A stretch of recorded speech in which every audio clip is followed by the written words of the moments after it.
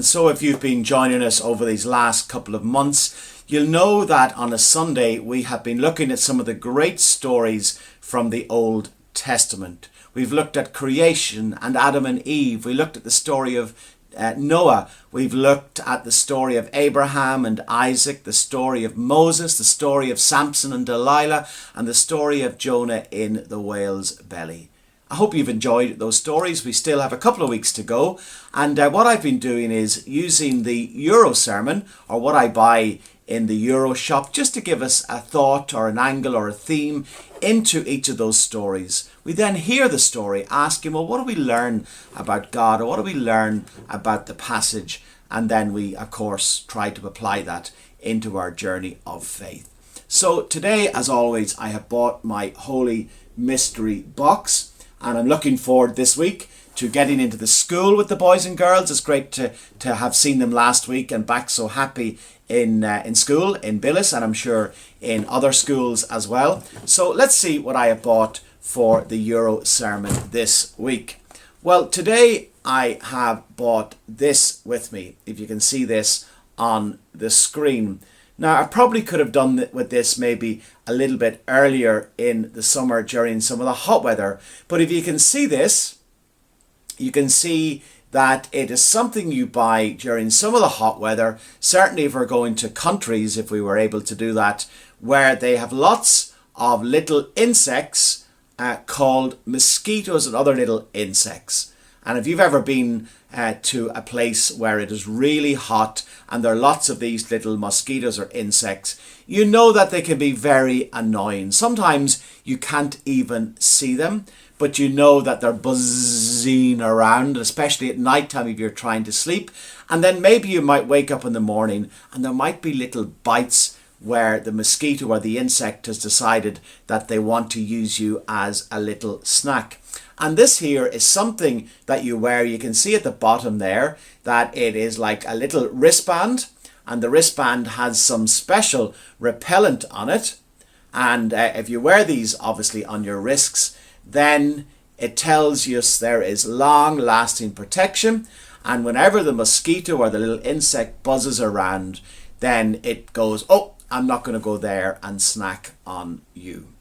So that's what I bought. Mosquito repellent wristbands. Something so small can make such a big noise. Something so small can have such a big effect on us. Something so small can be so powerful at protecting us as well. So let's hear our reading and let's see what we can learn from these as we hear the story, or certainly the first part of the story of somebody called David.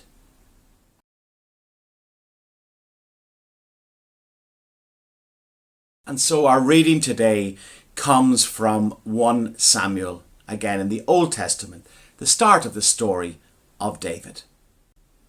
In the little town of Bethlehem lived a young shepherd boy named David. He had 7 grown-up brothers. David was a good shepherd. With his sling, he could hurl a stone a long distance. David had killed a hungry lion and an angry bear with his sling. David also sang beautifully, and he played the harp. King Saul started well as a ruler of Israel, but soon he started to do wrong. After a time, God said to Samuel, "You must find a new king to rule Israel. Go to Bethlehem and find a man named Jesse. One of his sons shall be the next king." So Samuel went to Bethlehem. Jesse gave a great feast for him.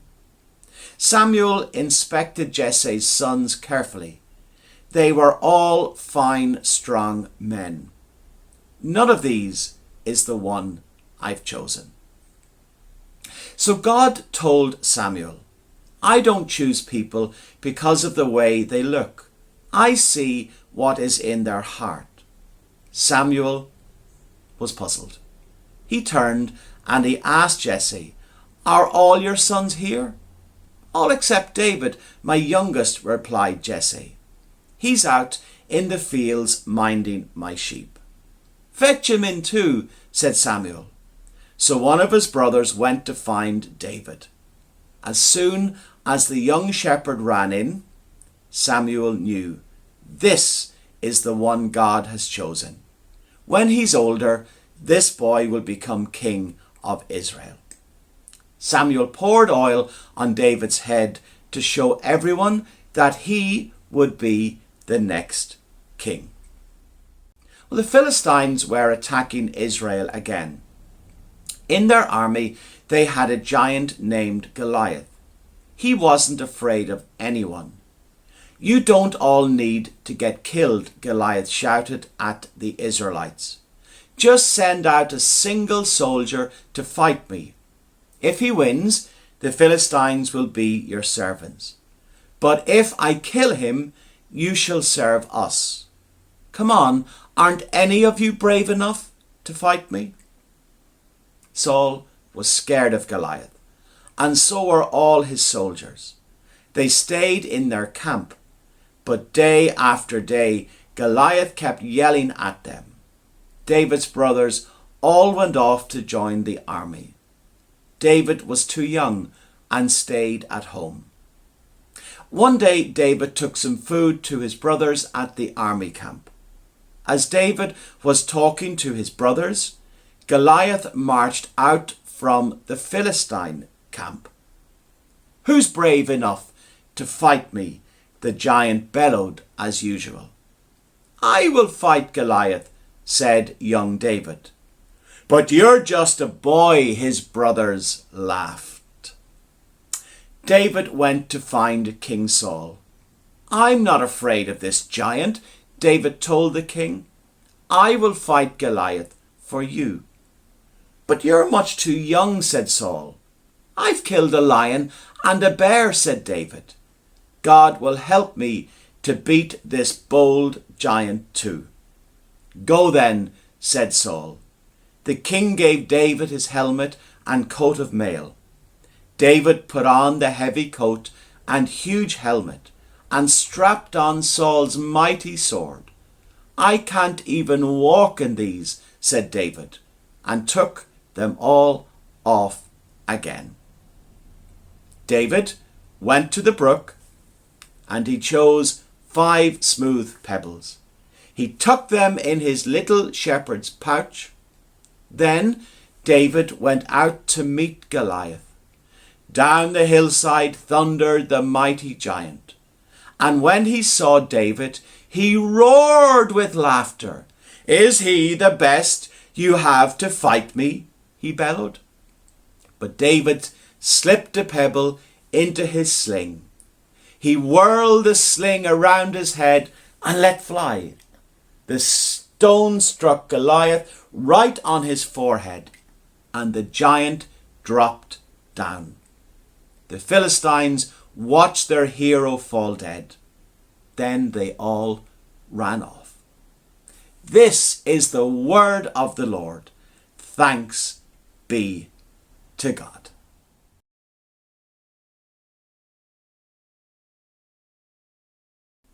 Well, did you enjoy that story? It's a great story of David, and as I've said before, David goes on to be the greatest king in the history of Israel. And in fact, if we go into the New Testament and we see the family tree of Jesus, we see that David is mentioned and related to Jesus as promised in the Bible. But what do we learn from that story today? Well, let's remind ourselves of what the EuroSermon purchase was in the Holy Mystery Box. Can you remember? It was a packet of mosquito repellent.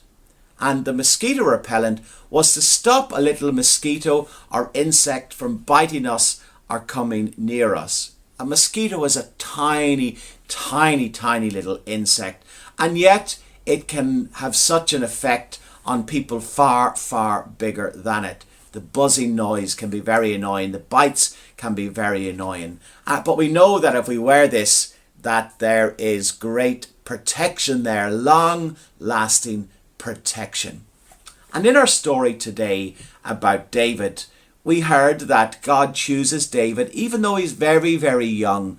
We know that God looks for the quality that's inside David, not for what everyone else sees on the outside. And that's a great thing to know, that God judges what's on the inside of us, what's in our hearts, not what people might see is on the outside. But from the story of David too, we are reminded once again that God chooses people to do something special for him. We saw that with Moses, and we saw that with Jonah, and we saw that with Abraham, and we saw that with Samson. That's been a theme. And we know that God chooses David to do something very special.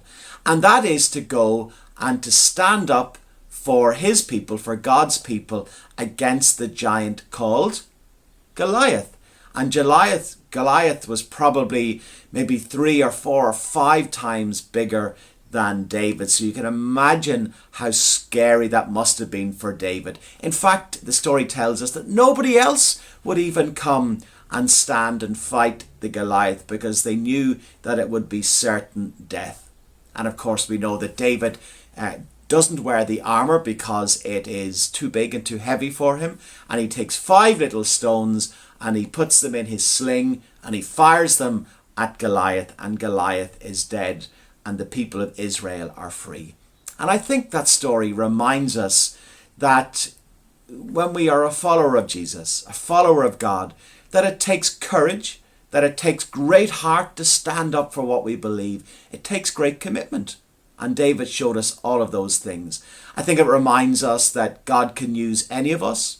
I think it can remind us that even in small ways, we can do big things for God. I think that story reminds us that God protects us and God is with us always. Not always against all the hard things in life, but we know that God is with us always. And we know that God gives us boldness and courage to face whatever it is our giant is in life. So that's lots of things that we can learn from the story of David. Maybe you heard God say something else to you as I read it, and that might be God speaking to you, and you might take something different away from the story. But it's a great story, the story of David and his courage against Goliath. We're going to sing our next song. It's a song that reminds us that our God is so big, so strong, and so mighty. Hopefully you can sing it along with us.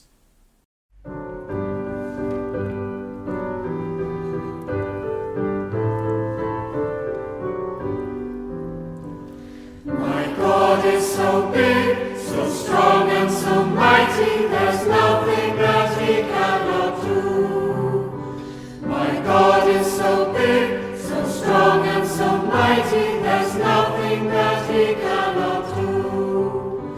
The rivers are his, the mountains are his, the stars are his handiwork too. My God is so big, so strong and so mighty, there's nothing that he cannot do.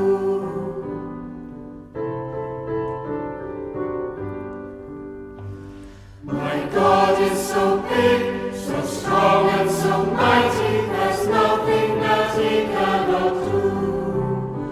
My God is so big, so strong and so mighty, there's nothing that he cannot do.